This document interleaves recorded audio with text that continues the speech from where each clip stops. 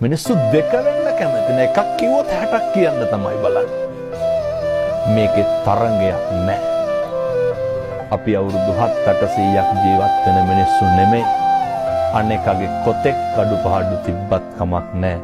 අපේ සත්පුරුෂකම විතරක් නිරන්තරයෙන් පින්නතුනේ ඉස්මතු කරගන්න බලන්න.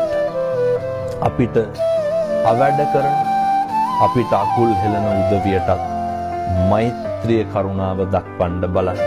අපි දන්නවා මෙහෙම අපි දේශනා කරාට gedara ප්‍රායෝගිකව කරන්න බැරි වෙයි.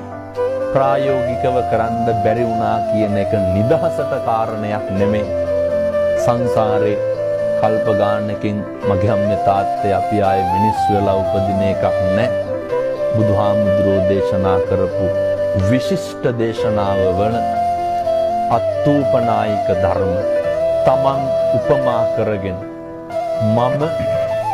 මට වෙනවට අකමැති දේවල් අනුන්ට කරන්න එපා.